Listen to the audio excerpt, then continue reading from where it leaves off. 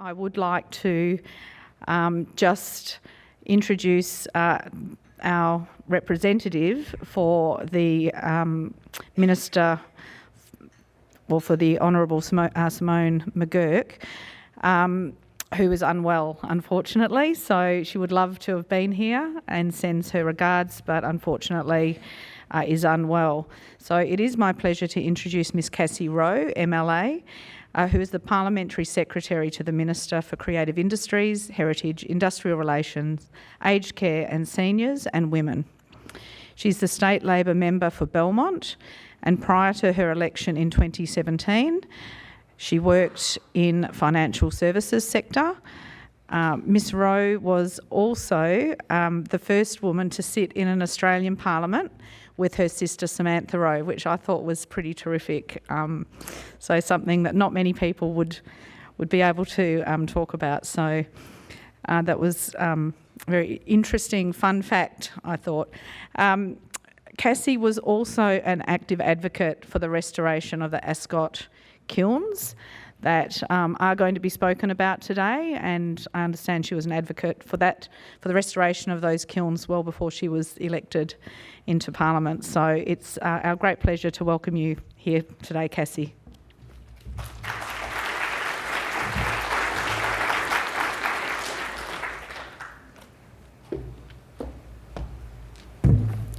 Thank you so much for that warm welcome and introduction, Mandy. It's a real pleasure to be here, joining you here today, and I'd like to begin by acknowledging the Whadjuk people of the Noongar Nation and pay my respects to their elders past, present and emerging. I'm here, as Mandy mentioned, representing the newly appointed Minister for Heritage and the Member for Fremantle, the Honourable Simone McGurk, MLA, who I know was very much hoping to be here today to listen to these fantastic presentations, and she passes on her very best wishes to all of the delegates and all of the presenters. As the Parliamentary Secretary to the Minister, I'm delighted to be here to represent her and to be among passionate advocates for our state's rich and diverse heritage.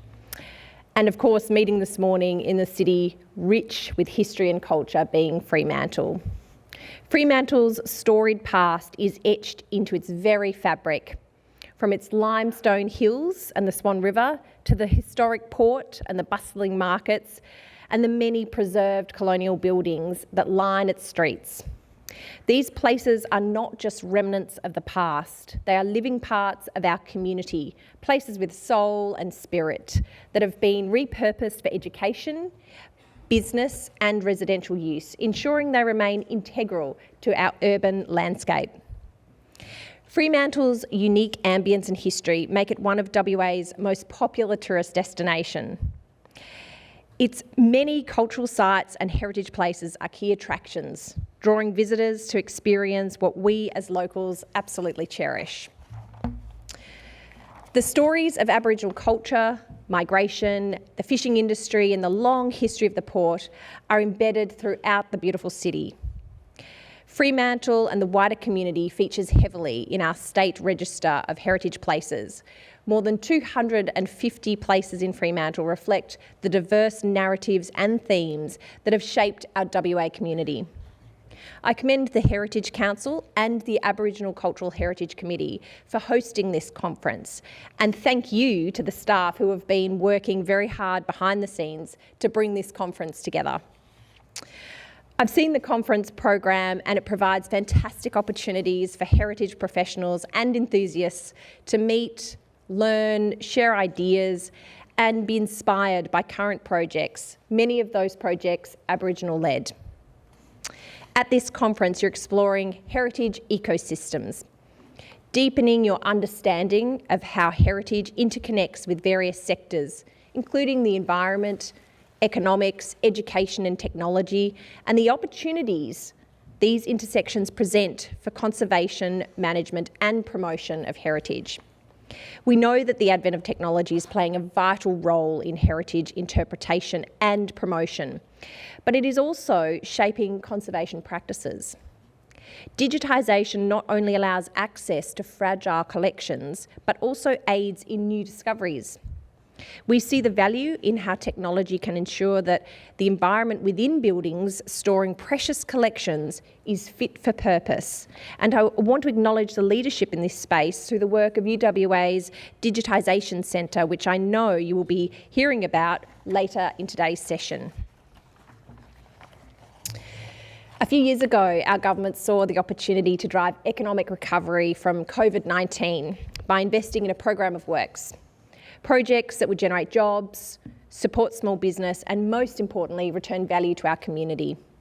The program opened the door for investing in heritage conservation, and we included restoration of a precinct of late 19th century residential cottages in Perth, conservation works at the World Heritage listed Fremantle Prison, not far from here, and a $10 million investment to restore a prominent 1929 industrial manufacturing site. The last project I mentioned, the Ascot Kilns, is one that I'm very proud of because it's in my own electorate of Belmont, and as Mandy mentioned, is something that I've been involved in actually since before becoming a Member of Parliament. I remember being very heavily pregnant with my youngest daughter, and I wasn't a Member of Parliament, but I was running a community group advocating for their restoration. And now to see them fully restored, my 10-year-old now says, "Oh, are they the kilns that you protected, Mum?" I say, no, it wasn't me. It was actually government, but also a huge number of people in my own community dedicated to their preservation. They did all the hard work in terms of making it front and centre for government to pay attention to this important site.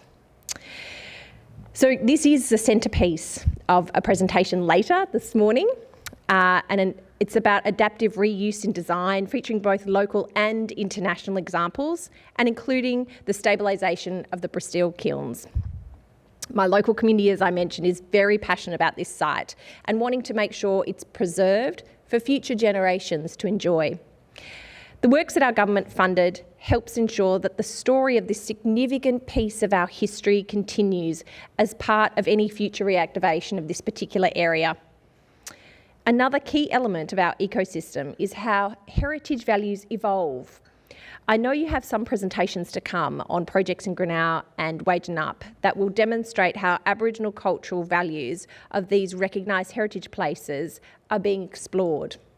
Once a thriving settlement, Greenough is now interpreted through the Yamajit people's perspective, enriching our understanding of the region's history.